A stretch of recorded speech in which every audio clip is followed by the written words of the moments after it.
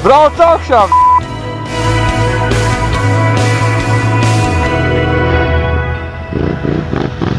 Brauc!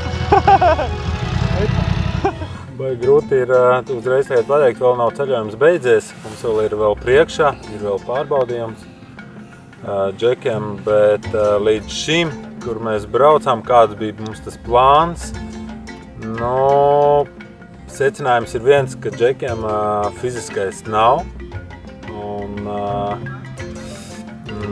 un nav pārliecības pašiem par sevi un neprot sevi noskaņot tā pozitīvi. Tu nebrauc, Marek? Es braucu. Uz kurien? Tāpat pavizināties man kaut kāds ūdeņi izstāvļē. Es būšu lejā tēnīcā. Tu jau neatbrauc man man lāpes nav līdzi. Visu laiku ir diezgan daudz jāapvelt laika džekiem, tas ir ok, bet ka paši negrib saņemt sevi rokās un parādīt, ka tu esi vecis, ka tu vari izbraukt, ko es vienmēr viņiem visu laiku arī saku. Visiem džekiem tu izbrauks šo mazo šīs grūtības, tu pārvarēsi un tev būs tāds, ko ne visi to var izdarīt. Un ne visiem bija tādas iespējas, bet tev tik tādas dotas. Un ar šādu komandu, ar šādu komandas vadītāju, kurš mūs ved cauri šādiem ceļiem, ar Adventure Team Latviju.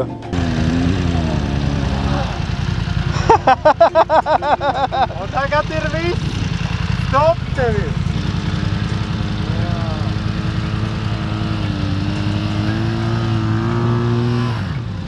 Nu labi, un tu teici, ka nevar. Un ko tas? Viss?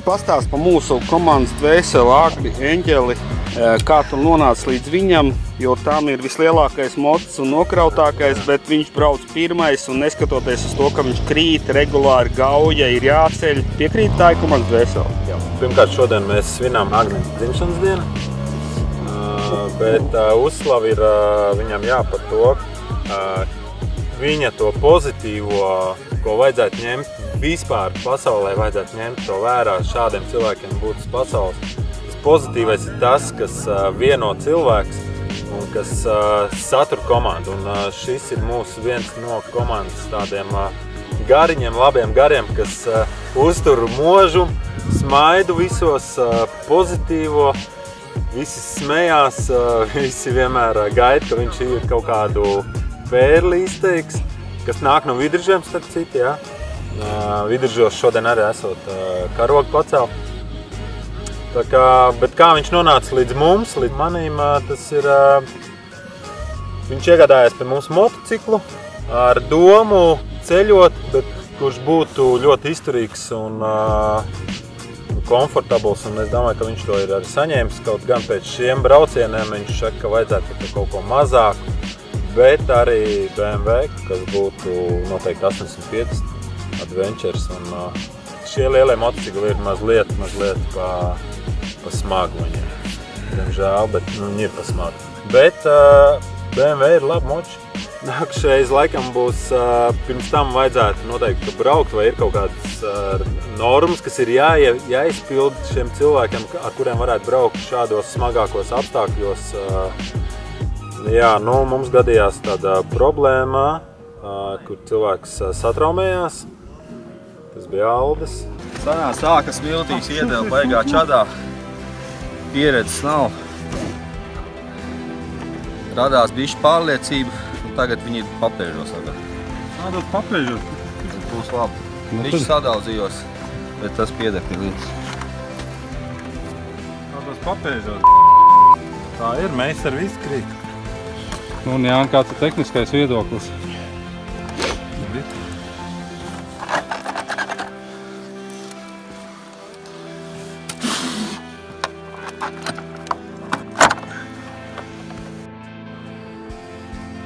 Iznīcināja principā motocikli. Iznīcināja motocikli un paldies Dievam, ka neiznīcināja pats sevi, bet tikai mazliet satraumē. Izbraucu šeit visu, apstājos tur, redzēju, skatījos kā Aldis brauc un kājas un motis pa gaisu. Ar to arī mēs tagad te stāvam un domājam, ko mums vajag darīt. Aldis lai atpūšās, motis rūt.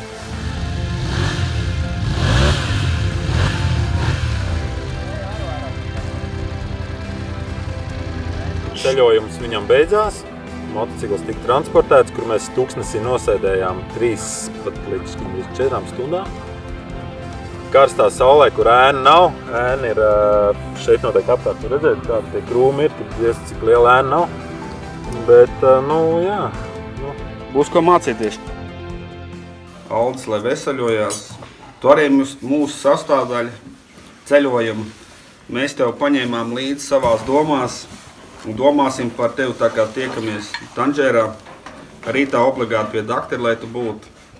Obligāti. Obligāti, jā. Tā kā... Bez doktora tur... Ja nedabūs ar Čeki Čan čībām jau gaidī. Doktors, šprice un tad braucam. Bet atceries vienu, kad lasot, neviens nav iemācījies braukt ar moci. Jā, brauc. Turās par tevi. Davai, salūti. Aiziet. Turies.